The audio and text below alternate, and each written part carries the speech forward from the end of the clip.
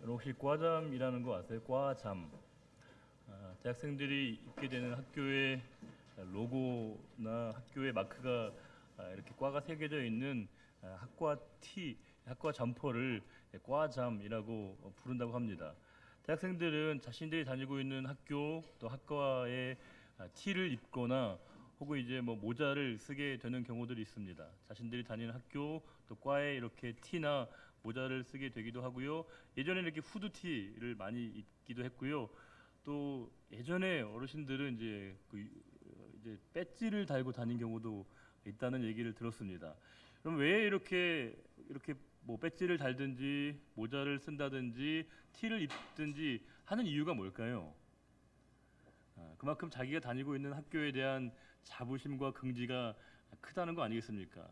그러니까 누구든지 다 자기가 다니고 있는 그 학교에 대한 자랑과 자부심이 대단히 크다는 것을 반증하는 것이고요. 적당한 수준의 이렇게 허영심 또 혹은 과시욕이 자연스럽게 이렇게 결합돼서 나타나는 행동이라고 볼 수 있을 것입니다. 영화 사관과 신사라고 하는 영화를 보시게 되면 그 영화에서 리처드 기어가 굉장히 아주 멋지게 나옵니다. 너무 멋있고 근사하게 나와서 제복 입은 그의 모습이 너무 멋집니다. 그래서 그때 그해 사관학교의 경쟁률이 엄청나게 치솟았다고 얘기를 합니다. 특별히 해군 사관학교 경쟁률이 역대 최고였다고 합니다. 왜냐하면 그 영화 가운데 리처드 기어의 그 하얀 그 사관생도의 복장이 너무 멋있고 너무 근사해서 많은 학생들이 이제 그 사관학교의 진학으로 몰려들었던 것이겠죠. 우리 그 김준식 교수가 쓴 책 가운데 욕망해도 괜찮아라고 하는 책이 있습니다. 이 책에 보면 이 김준식 교수께서 재밌는 현상 하나를 소개하고 있는데요. 그분이 이렇게 버스를 타든 전철을 타든 혹은 비행기를 타도 중년의 남성들에게 묘한 특징이 공통적으로 나타난다고 하십니다. 그게 뭐냐면 그분들은 이제 전화 통화를 하실 때 되게 큰 소리로 통화를 하신다는 거예요. 근데 통화를 하는 건 좋은데 그 통화의 내용이 다 대부분 거의 동일하다는 겁니다. 김 사장 잘 있나고, 박 의원 잘 보내고 있냐라고 얘기한다는 거예요. 실제로 전화를 하고 있는 관심의 대상은 누구예요? 전화기 너머에 있는 상대방이 아니라 주변에 있는 사람들에게 좀 알리고자 하는 마음이 아주 다분히 녹아져 있는 통화를 늘 경험한다고 합니다. 그러니까 이런 거죠. 나 이런 사람이라고, 나 이 정도 사람이라고 하는 것을 사람들에게 좀 알려주고 하자는 아이들 말로 얘기하면 허세의 표현이 아닐까 싶습니다. 우리가 드라마나 영화를 보게 되면요, 전문 직종분들 많이 나오십니다. 예컨대 뭐 우리 회사를 책임지고 있는 실장님들이나 본부장님들도 많이 나오는데 참 놀라운 건 그분들은 그 바쁜 와중에도 연애를 참 잘하신다는 겁니다. 근데 우리가 현실을 우리가 조금만 들어가 보게 되면 그분들의 현실적 상황은 그렇게 녹록하지 않다는 거예요. 그 말 그대로 그야말로 그 치열하고 멋진 삶 얘기보다는 고달픈 삶이라고 하는 것이 우리가 알고 있는 그분들의 실제 모습이라고 하는 겁니다. 드라마나 영화에 등장하고 있는 그 여유 많은 변호사분이나 의사분들을 우리가 실제 삶에서 만나는 건 거의 불가능합니다.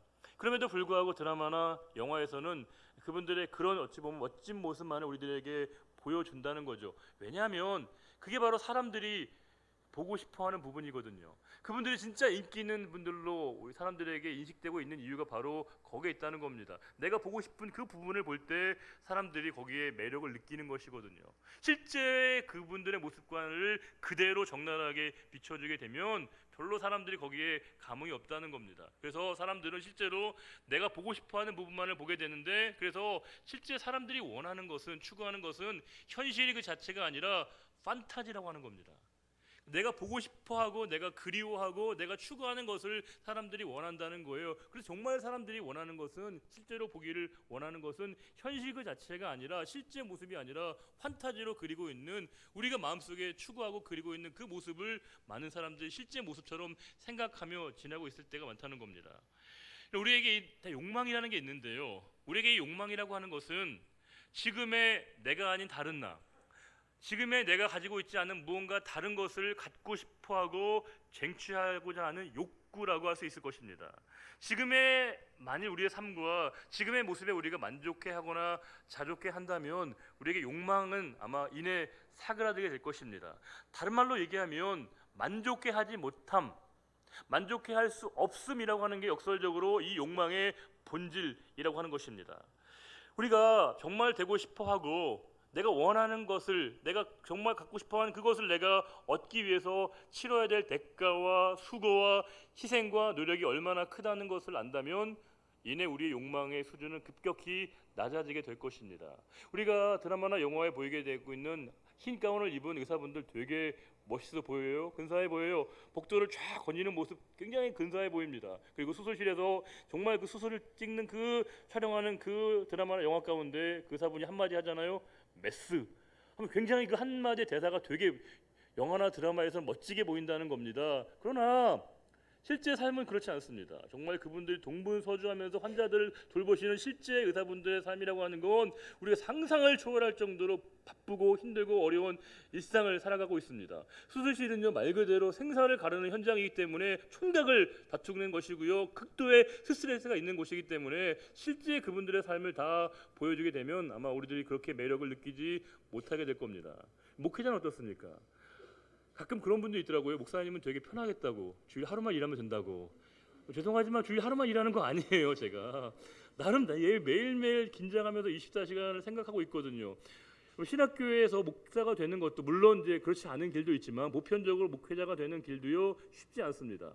4년간의 일반 대학을 나와야 되고요, 3년의 신학대학원을 진학을 해야 되고, 또 2년간 보통 이제 전문적인 일반 대학원을 하게 되고, 또 그 이상의 박사과정을 밟는 분들도 있습니다. 또 그 과정 가운데 2년간의 전임 사역을 해야만이 목사고시를 볼 수 있는 자격이 주어지게 되고요, 목사 안수를 받았다고 해서 끝난 게 아니고 끊임없이 계속적으로 이렇게 훈련과 계속적인 이 긴장 관계가 목회자의 삶이라고 하는 겁니다. 그래서 모든 목회자분들이 신학교에 진학하기 전에 꼭 읽어야 될 필독서가 있습니다. 자네 정말 그 길을 가려나. 그 책이 굉장히 신학생들이 꼭 읽어야 될 필독서처럼 여겨지고 있다는 겁니다. 우리가 보는 건 되게 좋아 보이는데, 보는 건 괜찮은데 실제로 우리가 되는다는 건 굉장히 우리들에게 부담이 되고 어려운 것이 우리가 경험하고 직면하고 있는 이 현실의 실제 모습이고 진짜 얼굴이라고 하는 것입니다. 즉 현실은요 그렇다는 거예요. 실제 우리가 경험하고 당면하고 있는 이 현실의 진짜 모습이 그렇다는 겁니다. 오늘 우리가 보게 될 이 본문 속에 이스라엘 백성들 400년 동안에 힘들고 어려웠던 고된 이집트 노예 생활을 끝내고 그들이 이제 가나안 땅으로 가는 과정, 광야의 40년 기간에 이제 그 기간이 거의 마지막 때쯤 되어졌을 때 하나님께서 모세를 통해 주신 말씀이 오늘 본문의 신명기서의 내용입니다. 우리가 광야 이 40년간의 기간을 흔히 우리가 광야 학교라고 부르거든요. 광야 학교라고. 그런데 여러분 말이 쉬워서 학교이지 40년간 다니는 학교면 얼마나 힘들겠습니까? 그러다 보니까 수많은 사람들이 낙제를 하게 되었습니다. 그 상황 가운데 이제 하나님께서 이스라엘 백성들의 대표였던 모세에게 하나님 자신이 진짜 하고 싶으신 말씀을 이 모세를 통해서 주신 내용이 오늘 본문의 말씀입니다. 7장 1절을 한번 읽어보겠습니다. 내 하나님 여호와께서 너를 인도하사 내가 가서 차지할 땅으로 들이시고 내 앞에서 여러 민족 헷 족속과 기르가스 족속과 아모리 족속과 가나안 족속과 브리스 족속과 히위 족속과 여부스 족속 곧 너보다 많고 힘이 센 7 족속을 쫓아내실 때, 여기서 중요한 건 뭐냐면 하나님께서 내가 너희들을 인도했다고 분명하게 말씀하신다는 겁니다. 이 출애굽한 모든 일들은 모세라고 하는 영웅의 스토리가 아니라 너희들 스스로에 이루어낸 결과물이 아니라는 거예요. 하나님께서 그들을 이곳에 인도하시고 구원하셨다는 것을 분명하게 말씀하고 있습니다. 이것은 비단 이스라엘 백성들에게만 국한된 게 아니라는 거죠. 오늘 저와 여러분이 이 자리에 있을 수 있는 이유, 여기까지 우리를 인도하시는 분은 바로 하나님이시라는 겁니다. 하나님이 우리를 구원의 길로, 생명의 길로, 영원한 길로 인도하셨음을 성경 일관되게 말씀하고 있고요. 그 하나님의 인도하심과 그 놀라운 자비하심에, 긍휼하심에 힘입어서 우리가 이 자리에 있게 된 겁니다. 그 하나님께서 이스라엘 백성들에게 너희가 그 가나안 땅에 들어가게 되면, 여기 아까 발음도 힘들었던 7 족속들을 몰아내라고 말씀하십니다. 7이라는 숫자가 갖고 있는 상징적인 의미 아시죠? 그렇죠. 여기서 꼭 7 족속만을 의미하는 게 아니라 뭐예요? 그 가나안 땅에 터를 잡고 있는 모든 민족을 다 몰아내라고 그들에게 말씀을 주고 있는 겁니다. 그러면서 구체적인 방법을 얘기하시는데 7장 2절에 이렇게 얘기하십니다. 내 하나님 여호와께서 그들을 내게 넘겨 내게 치게 하시리니 그때 너는 그들을 진멸할 것이요. 여기서 진멸하다는 말이 하람이라는 히브리어 단어인데요, 이 말은 되게 두 가지 의미를 담고 있습니다. 이 하람의 원래 뜻은, 진멸이라고 하는 뜻은 두 번째 의미고요, 보다 더 중요한 뜻은 뭐냐, 들이다, 헌신하다, 이런 뜻입니다. 즉 이 싸움과 이 전쟁은 뭐냐, 하나님께 바쳐진 싸움이라는 겁니다. 하나님께 드려진 싸움이라는 거예요. 이 하람에서 나온 말이 바로 헤렘이라고 하는 홀리 워라고 하는 성전의 개념입니다. 이 싸움은 하나님께서 너희들에게 맡기셔서 그들을 통해서, 이 귀한 싸움을 통해서 그들을 하나님께 드리도록 하시는 그런, 하나님께 고백하고 하나님께 바치도록 하는 헌신의 의미가 담겨져 있는 싸움이라고 하는 뜻을 담고 있습니다. 그러면서 2절 뒤에 이렇게 얘기하고 있죠. 그들과 어떤 언약도 하지 말 것이요 그들을 불쌍히 여기지도 말 것이요. 여기서 불쌍히 여기라는 말이 테한넴인데, 우리가 이 우리말 번역의 뉘앙스와는 원래 의미는 많이 다릅니다. 이 말은 무자비하라는 말이 아니고요, 이 테한넴은 뭐냐면 그들에게 너희가 비굴한 태도를 보이지 말라는 겁니다. 그들 앞에 섰을 때 너희가 비겁하거나 비굴해지지 말라는 거예요. 왜냐하면 가나안 땅에 들어가 보면 그 가나안 족속은 대단해 보이거든요. 위대해 보이거든요. 상대적으로 이스라엘 민족은 되게 초라해 보이기 때문에 위축되기 쉽다는 겁니다. 그런데 너희가 그들을 대할 때 비겁해하거나 비굴해하지 말라는 것이 오늘 본문의 뜻입니다. 저는 목회를 하면서, 길지 않은 시간이지만 목회자로서 한 가지 소중한, 체험적으로 깨닫게 되는 내용이 있습니다. 그것은 뭐냐면, 목회자로서 말씀을 들고서는 그 순간에는요, 그 누구도 두렵지 않다는 겁니다. 목회를 할 때, 말씀을 전할 때는요, 설교 대상자, 청중들은 정말 다양한 분들이 있습니다. 어느 한 기업, 굴지의 기업을 책임지는 CEO분도 있을 수 있고요, 국내 최고의 병원의 원장님도 있을 수 있고요, 또 국내 최대의 권력자도 앞에 있습니다. 그러나 하나님 앞에 있지 않는 모든 영혼은 다 나약하고 미약하고 연약한 존재일 뿐이라고 하는 겁니다. 하나님의 손에 붙들림바 되어지게 될 때 그 누구도 두렵거나 그 누구 앞에도 우리가 위축되지 않는다는 겁니다. 우리가 안타까운 건 뭐냐면요, 세상이 우리를 두려워하는 게 정상인데 어느 순간부터 우리가 세상을 두려워하고 있다는 겁니다. 세상 사람들이 우리를 두려워하는 게 마땅한데 어느 순간부터 자꾸 우리가 세상에 대해서 위축된 모습을 보이고 있다는 겁니다. 우리는 세상을 두려워할 이유가 없습니다. 왜냐하면 하나님이 우리와 함께 하시거든요. 우리와 동행하신다고 분명하게 말씀하시는 그분이 우리와 함께 하실 때 우리가 세상을 두려워할 이유가 없다는 겁니다. 지금 가나안 땅에 들어갈 때 너희가 대단히 왜소해 보이고 너희가 작아 보여도 하나님과 함께 하시는 그들이라고 할 때 이스라엘 민족은 그들을 담대하게 능히 이길 수 있다는 것을 말씀하시면서 그들 앞에 너희가 비굴하거나 비겁하지 말라고, 위축되지 말라고 그들에게 말씀을 주고 있는 겁니다. 그러면서 이제 구체적인 또 한 가지 내용을 말씀하시는데 7장 3절에 이런 말씀이 있습니다. 또 그들과 혼인하지도 말지니 내 딸을 그들의 아들에게 주지 말 것이요 그들의 딸도 내 며느리로 삼지 말 것은, 그들과 이제 가까이 해서 이제 결혼을 하거나 혼인을 하지 말라는 거예요. 근데 이게 우리말 번역보다 원래 원문은 조금 더 강력하게 되어 있는데 이렇게 되어 있습니다. 내 딸을 그들의 아들에게 주지 말 것이요 그의 딸을 내 아들에게 취하게 하지 말라고 되어 있습니다. 아예 그들과 그렇게 가까이 하지 말라는 것이죠. 교제하지 말라는 거예요. 이유가 뭐냐? 4절에 우리말 번역에 빠져 있는 4절 앞에 키라고 하는 단어, 왜냐하면이라고 하는 이유를 밝히고 있는데 4절을 읽어보겠습니다. 그가 내 아들을 유혹하여 그가 여호와를 떠나고 다른 신들을 섬기게 함으로 여호와께서 너희에게 진노하사 갑자기 너희를 멸하실 것임이니라. 뭐예요? 그들이 결혼하게 되면, 가까이 하게 되면 그들의 유혹에 빠져서 하나님으로부터 떠나게 될 것이기 때문에 아예 그들과 가까이 하지 말라고 하시는 하나님의 당부입니다.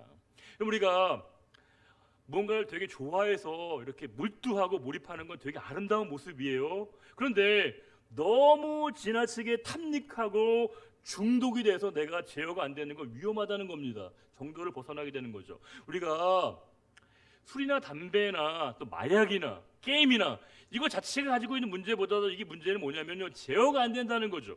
통제가 안 된다는 겁니다. 내가 제어가 안 되고 자제가 안 되는 것 자체는 위험하다는 거예요. 그래서 가장 확실한 방법은 뭐냐? 멀리하라는 겁니다. 우리가 죄를 멀리할 수 있는 가장 확실한 방법이 있습니다. 이게 뭐예요? 하나님과 가까워지는 것입니다. 하나님과 가까워지게 되면요, 우리가 죄와 멀어지게 되어 있습니다. C.S. 루이스가 이런 이야기를 한 적이 있습니다. 사람은 선해지면 선해질수록 자기 안에 남아있는 악을 더 분명히 깨달을 수 있습니다. 반면에 악해지면 악해질수록 자신의 악을 깨닫지 못하지요. 어느 정도 악한 인간은 자기가 그리 좋은 사람은 못 된다는 것을 압니다. 그러나 철저하게 악한 사람은 자기가 옳다고 생각합니다라고 얘기하고 있습니다.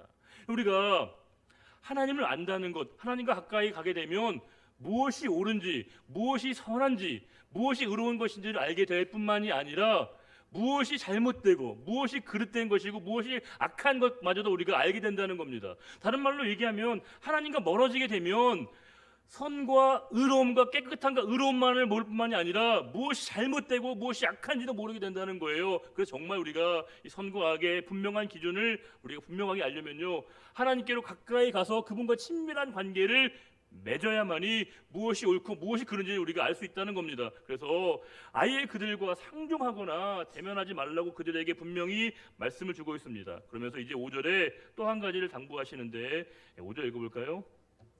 오직 너희가 그들에게 행할 것은 이러하니 그들의 제단을 헐며 주상을 깨뜨리며 아세라 묵상을 찍으며 조각한 우상들을 불사를 것이니라. 이 쉽게 얘기하면 이제 그들에게 우상을 다 회파하라는 것이거든요. 바알과 아세라라고 하는 그 모든 우상을 다 회파하라는 겁니다. 모든 우상의 특징은 뭐냐면요, 환타지를 심어주는 겁니다. 그들이 꿈꾸고 있는 것들을 마치 이루어질 것처럼 사람들에게 굉장히 환상과 환타지를 심어주는 게 이 우상의 역할이라는 거예요. 현실을 못 보게 합니다.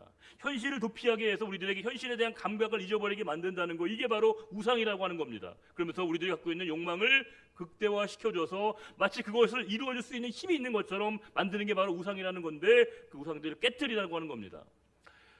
어릴 때 우리의 요즘 말로 얘기하면 미드이죠. 미국 드라마를 열심히 봤던 것 중에 하나가 뭐였냐면요, 그 전투라고 하는 미국 드라마가 있습니다. 빅 모로라고 하는 배우가 주로 주연했던 영화인데, 컴뱃이라고 하는 그 글자가 굉장히 아주 인상 깊게 남았던 그런 드라마인데요. 그 미군이 이제 정말 혁혁한 공을 세우면서 싸움에 이기는 그 장면을 보면서 어릴 때지만 굉장히 막 심장이 뛰고 가슴이 뛰었던 그런 기억이 납니다. 근데 그 영화나 여러 가지 상황 드라마를 보면서 전쟁에 대한 굉장히 우리가 아주 막 통쾌하고 저걸 제압하는 그런 상황을 생각했다가 그 태극기 휘날리며라고 하는 영화를 보니까 굉장히 느낌이 다른 겁니다. 총탄이 날아다니는 그 모습 가운데 이 전쟁이 얼마나 비참한 것인가를 보게 되었다는 것이죠. 우리가 눈에 보이는 전쟁은 굉장히 비참하다는 겁니다. 참혹하다는 거예요. 그런데 마치 영화나 드라마에서 비춰지고 있는 이 환타지의 모습은 마치 우리들에게 보아야 될 그 현실을 보지 못하게 만든다는 겁니다. 우상이 뭐냐? 그렇다는 거예요. 우리가 대면해야 될 그 현실 앞에 더 서지 못하게 만드는 것이고요. 끊임없이 우리들을 하여금 현실이 아닌 것을 보게 하고요. 또다시 뭔가에 우리가 환타지를 보게 하는 게 바로 그 우상인데, 그 우상을 깨뜨려 버리라고 말씀하십니다.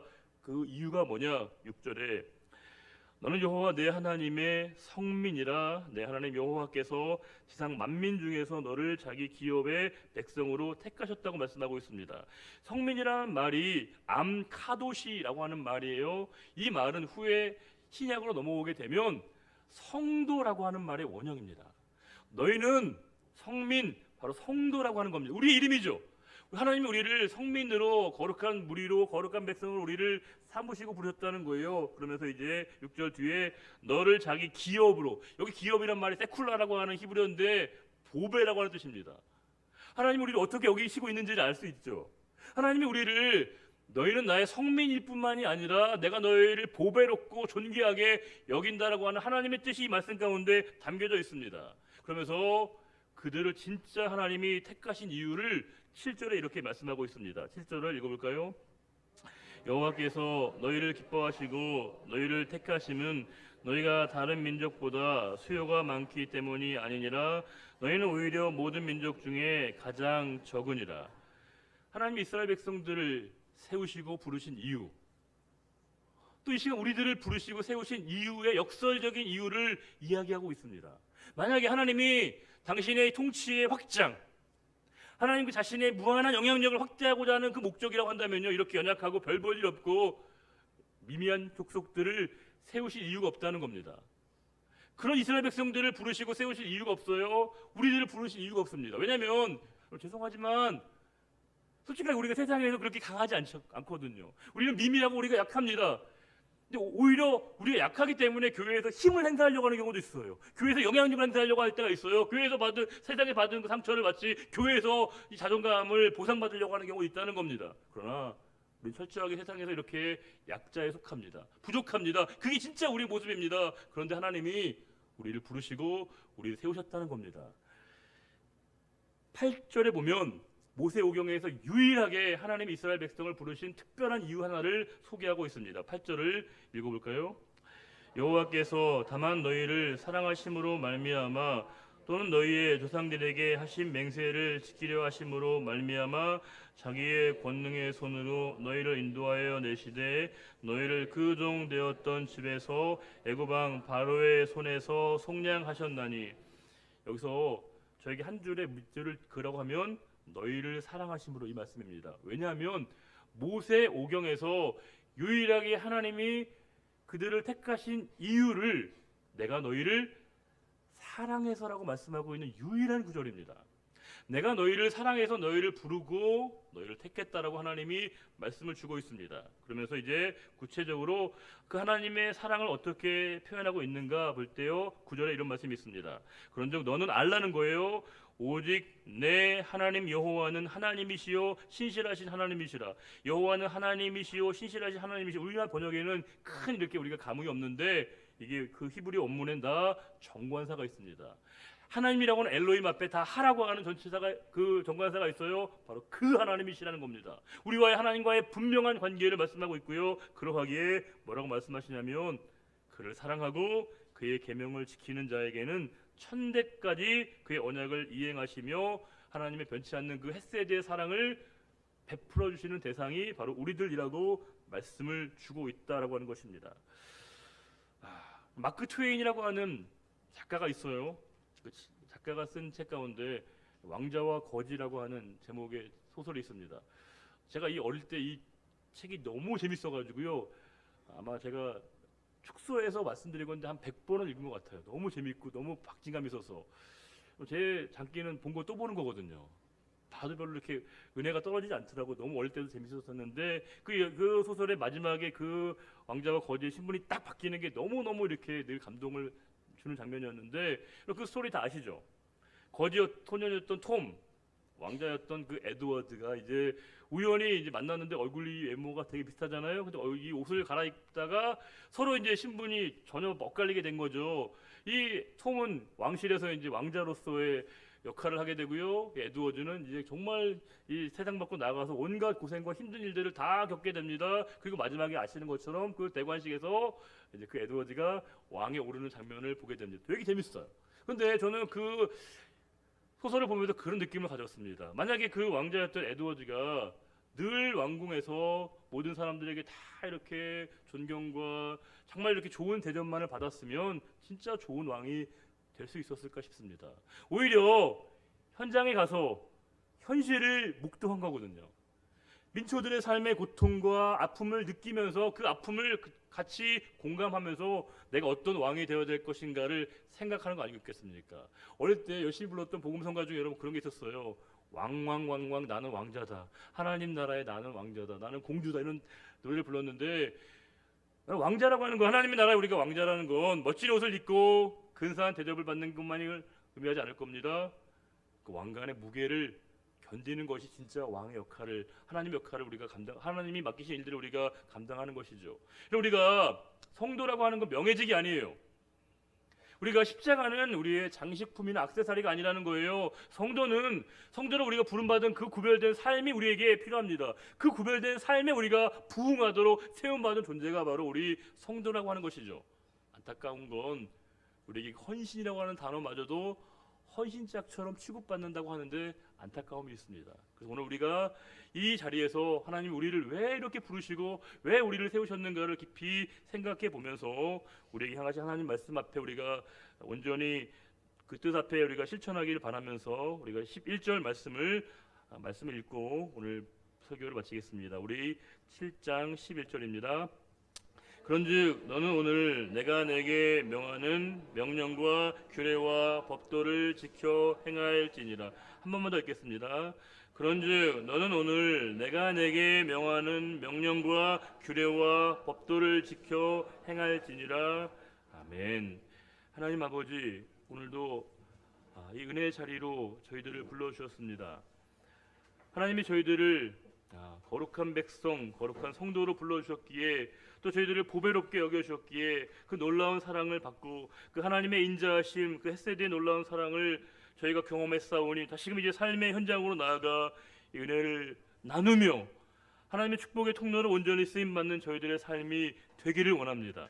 하나님, 우리가 얼마나 미미하고 미약하고 연약한지 아시지 않습니까? 그러나 저희가 세상을 두려워하지 않는 이유는 하나님이 우리와 함께 하시고 우리와 동행하시기에 우리가 세상을 두려워하지 않음을 믿습니다. 오히려 세상이 우리를 두려워하게 하여 주시고 우리가 속한 모든 곳에서 하나님의 영광이 드러나게 하여 주시고 우리를 통해서 하나님의 이름과 하나님의 뜻이 온전히 드러나게 하여 주시고 저희가 한 주간 동안 열심히 살아갈 때 우리가 속한 모든 곳에서 하나님의 나라가 확장되어지는 귀한 일들을 함께 우리가 꿈꿀 수 있는 우리 모두가 되기를 바라오며 언제나 우리와 늘 함께 하시는 우리 주님 예수 그리스도의 이름으로 감사하며 기도드리옵나이다.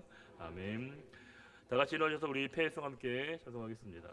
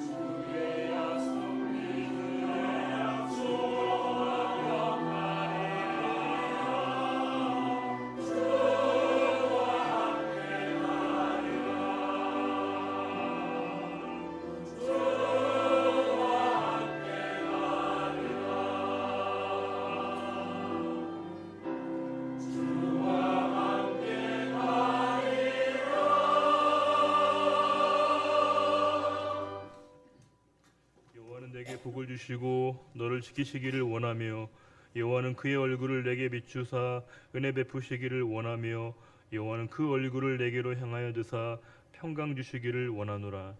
이제는 우리 주 예수 그리스도의 은혜와 하나님 아버지의 갚을 길 없는 그 크신 사랑의 주심과 성령의 내주 교통 인도 충만케 하심이 오직 우리의 삶의 자리 가운데 주님의 승리를 믿으며 우리에게 감당할 성도의 책임과 사역을 온전히 감당하기로 다짐하는 우리의 결단과 그 믿음의 고백 위에 이제로부터 영원히 함께하여 주시기를 간절히 축원하옵나이다.